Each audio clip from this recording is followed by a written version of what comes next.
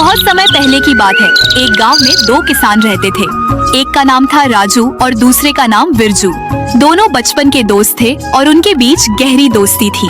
राजू एक बहुत ही मेहनती किसान था जो हर दिन सूरज उगने से पहले अपने खेतों में काम करता था। दूसरी ओर विरजू थोड़ा आलसी था और अपना ज्यादातर समय आराम करने और गपशप करने में बिताता था।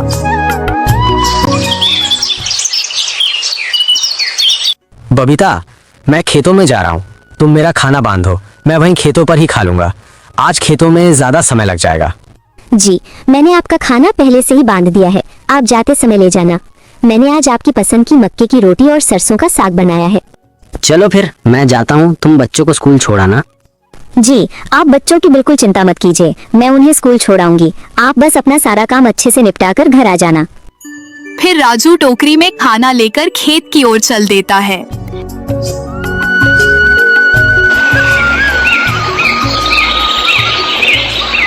अजी सुनती हो, उठना नहीं है क्या? सूरज सिर पर चढ़ चुका है। सारा काम देखो अपने दोस्त रामू भैया को, वे तो सुबह सुबह ही खेतों में जा चुके हैं और एक तुम हो जो अभी तक बिस्तर से उठने का नाम नहीं ले रहे। अरे क्या हो गया भाग्यवान, तुम सुबह सुबह इतना क्यों चिल्ला रही हो? अरे चिल्लाऊं नहीं तो क्या करूं? सूरज सिर पर चढ़ गया है और तुम हो कि उठने का नाम ही नहीं लेते। खेतों पर नहीं जाना है क्या? अरे भाग्यवान, चला जाऊंगा, इतनी भी क्या जल्दी है? खेत कहीं भागे जा रहे हैं क्या?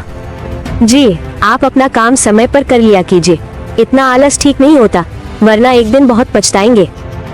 अच्छा ठीक है, अब मुझे उठने तो दो। हाँ ठीक है, मैं खाना लगा देती हूँ। आप जल्दी नहा कर आ जाइए, इसके बाद खेतों पर भी जाना है। सारा काम ऐसे ही पड़ा हुआ है। पूरे गांव में सबसे देर से हमारी ही फसल आती है, सिर्फ आपके आलसपन की वजह से। अब बस भी करो, सुबह से सुनाई ही जा रही हो, अब बस भी करो।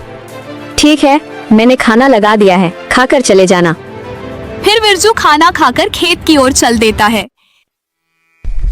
खेत पहुंचकर वह देखता है कि उसका दोस्त राजू वहां पहले से ही खेत में फावड़े से जुताई कर रहा होता है। तब विरजू बोलता है, अरे राजू भाई, आज ही सारा खेत जोत डालोगे क्या? कुछ कल के लिए भी छोड़ दो। भाई बस थोड़ा सा ही खेत बचा है, उसे आज ही जोत दूंगा ताकि कल से मैं अपने खेतों में बीज लगा सकूं। इतना सुनकर विरजू चलते चलते अपने खेत पहुंचता है। इतनी कड़ी धूप में काम करना मुश्किल होगा। एक काम करता हूँ, पेड़ की छांव में बैठ जाता हूँ, फिर काम कर लूंगा। बैठे बैठे विरजू को काफी समय हो जाता है।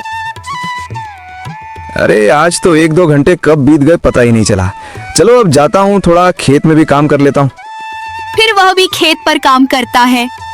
उधर राजू, चलो अब काम करते करते बहुत देर हो गई है, चलो अब टोकरी से खाना निकाल कर खा लेता हूँ। राजू खाना निकालकर जैसे ही खाने को बैठा ही था, तभी वहाँ एक साधु महाराज आ जाते हैं और कहते हैं, बहुत तेज भूख लगी है और मेरे पास खाने को कुछ भी नहीं है। अगर तुम्हारे पास कुछ खाने को हो तो दे दो बेटा। साधु महाराज, मेरे पास ज्यादा कुछ तो नहीं है। आज मेरी पत्नी ने मक्के की रोटी, सरसों का साग और लहसुन की चटनी बनाई है, कृपया यही ग्रहण कर लीजिए। ये राजू के पास कौन आया है? देखने से तो कोई साधु मालूम पड़ते हैं। चलो चलकर देखा जाए। प्रणाम साधु महाराज। खुश रहो बेटा, तुम्हारा कल्याण हो। चलिए साधु महाराज, भोजन कर लीजिए, मैंने भोजन लगा दिया है, कृपया आसन ग्रहण करें। पर तुम क्या खाओगे अगर मैंने तुम्हारा खाना खा लिया तो?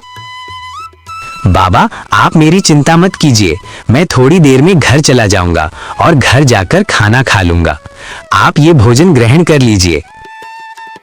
फिर साधु महाराज आराम से बैठकर भोजन कर लेते हैं। मेरी भूख शांत करने के लिए तुम्हारा बहुत बहुत धन्यवाद। धन्यवाद की कोई आवश्यकता नहीं है बाबा, ये तो हमारा परम सौभाग्य है कि आपने हमें अपनी सेवा करने का अवसर प्रदान किया। कृपया हमें आशीर्वाद दीजिए ताकि हमारे खेतों में अच्छी फसल हो और हमारे परिवारों को सुख शांति मिले। तुम दोनों को मेरा आशीर्वाद।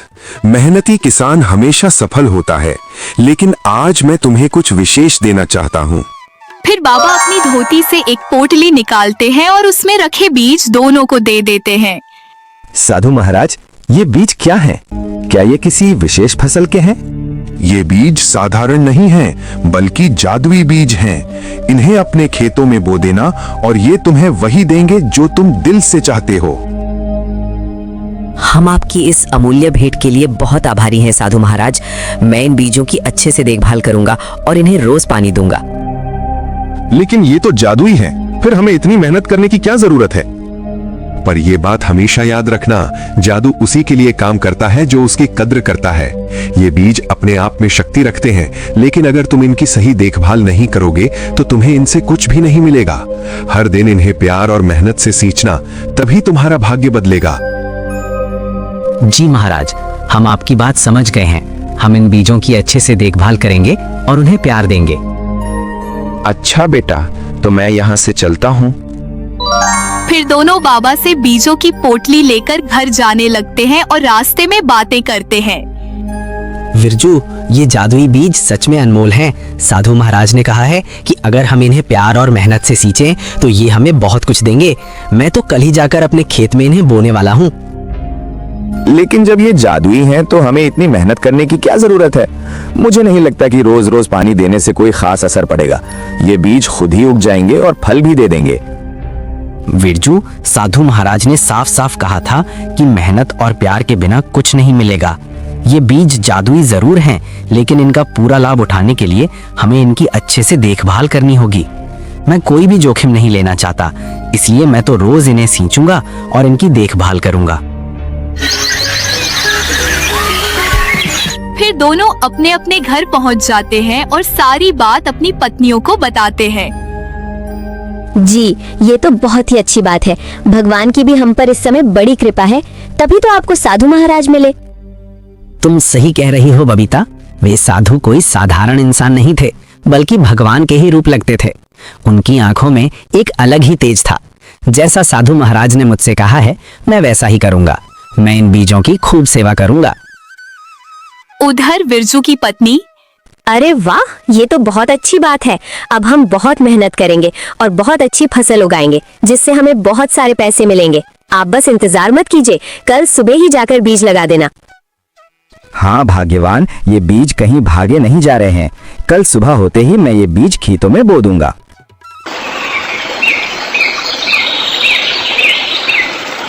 बबीता, मुझे आज खेत में ज्यादा समय लग जाएगा, क्योंकि बाबा जी के जादुई बीज बोने हैं और उनकी देखभाल भी करनी है। तुम खाना लगा दो, मैं खाकर जल्दी जाता हूँ। हाँ ठीक है, आप जल्दी खेत पर जाइए, मैं खाना रख देती हूँ, आप खा लेना। अरे, आप अभी तक सो रहे हैं? आज खेतों में बीज भी बोने हैं और आप अभी तक सो ही रहे हैं। चलिए जल्दी उठिए। आपने बताया था ना कि साधु महाराज ने आपको जादुई बीज दिए हैं। जल्दी उठिए, चलिए।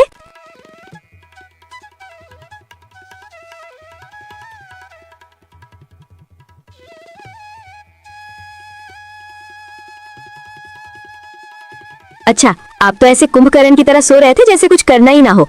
चलो, मैंने खाना लगा दिया है, खाकर चले जाना और खेत में जाकर बीज बोना और पानी देना, जैसा बाबा जी ने बताया था। वहाँ जाकर आराम करने मत लग जाना। राजू ने अपने खेत में बीज बो दिए और हर दिन उन्हें पानी देने लगा। वह उनकी पूरी देखभाल करने लगा। वह खेत में बीजों को ऐसे सींचता था जैसे वही उसका सब कुछ हो। दूसरी ओर विरजू ने भी अपने खेत में बीज बो दिए, लेकिन उसने सोचा कि बीज तो जादुई है, इसीलिए ज्यादा मेहनत करने की जरूरत नहीं।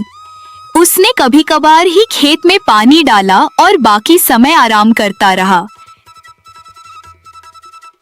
कुछ महीनों बाद राजू के खेत में सुंदर सुंदर बैंगन की फसल आई, जो देखने में बहुत मोटी, ताजी और हरी भरी थी। उन बैंगनों का आकार आम बैंगनों से काफी बड़ा था। उन्हें देखकर राजू बहुत खुश हुआ। राजू ने घर जाकर यह बात अपनी पत्नी को बताई और उसकी पत्नी भी बहुत खुश हुई। दोनों साथ मिलकर बैंगन की फसल देखने खेत आए। जी, सच में ये तो बहुत सुंदर बैंगन की फसल आई है। इतने बड़े बैंगन मैंने आज से पहले कभी नहीं देखे और ये देखने में भी बहुत सुंदर लग रहे हैं। चलिए, इन्हें तोड़ लेते हैं और फिर आप इन्हें बाजार में बेच आना। वहीं दूसरी ओर विरजू के खेत में बस बंजर जमीन ही थी और उसके अलावा ढंग की घास भी नहीं उगी थी।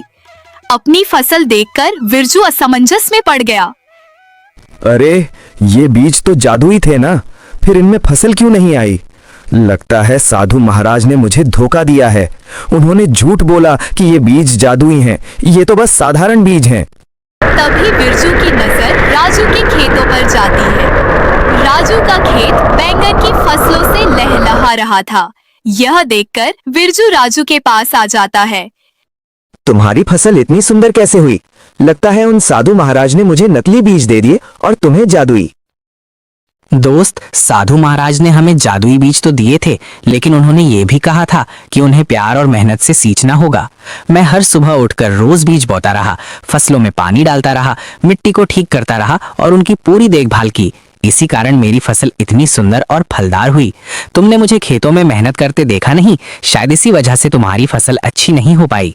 फिर बिरजू को अपनी गलती का एहसास हो जाता है। अरे नहीं, ये मैंने क्या कर दिया? ये बीज तो सच में जादुई हैं। मैंने इन बीजों का ढंग से ध्यान नहीं रखा, इसलिए इन्होंने मुझे फल भी नहीं दिया। ये सब मेरी ही गलती है। अगर मैंने इन बीजों का अच्छे से पालन पोषण किया होता तो आज मेरे भी खेतों में राजू के खेतों की तरह फसलें लहलहा रही होती। लेकिन मेरे आलसपन की वजह से मेरे हाथ कुछ भी नहीं लगा। फिर राजू ने बैंगनों को बाजार में बेचकर खूब लाभ कमाया। वहीं बिरजू को पछताने के अलावा कुछ भी नहीं मिला।